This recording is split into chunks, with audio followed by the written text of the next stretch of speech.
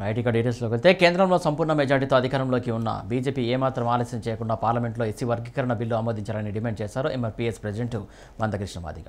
SC వర్గీకరణకు కేంద్రం ముందడుగు వేయకుంటే ముమ్మాటికి బీజేపీయే దోషి అవుతుందన్నారు. సాధారణ కార్యకర్త నుండి ప్రధాని మోడీ వరకు అనుకూలమని చెబుతున్నారు, కానీ బిల్లును ఎందుకు ప్రవేశపెట్టడం లేదని సూటిగా ప్రశ్నించారు. ఎస్సీ వర్గీకరణకు బీజేపీ పార్లమెంట్లో బిల్లు ప్రవేశపెట్టి ఆమోదిస్తే తెలంగాణలో బీజేపీకి మద్దతిస్తామని మందకృష్ణ మాదిగ పేర్కొన్నారు. ఇక కాంగ్రెస్ చేవెళ్ల డిక్లరేషన్లో 12 అంశాలు ఉంచడాన్ని స్వాగతిస్తున్నామన్నారు. కానీ కాంగ్రెస్ చిత్తశుద్ధిపై అనుమానం ఉందన్నారు. మల్లికార్జున ఖర్గే నుండి వివరణ కావాలని మందకృష్ణ మాదిగ కోరారు.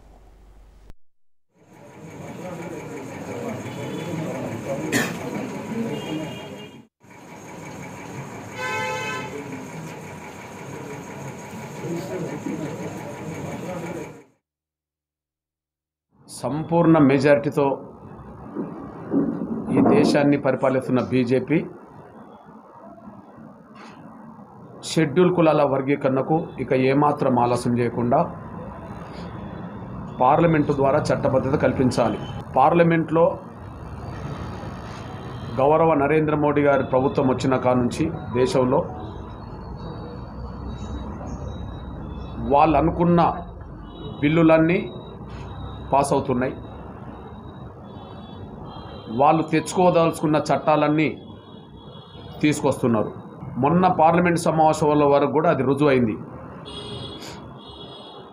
లోక్సభలో వాళ్ళ బిల్లులు పాస్ అవుతున్నాయి, రాజ్యసభలో వాళ్ళ బిల్లులు పాస్ చేసుకుంటున్నారు.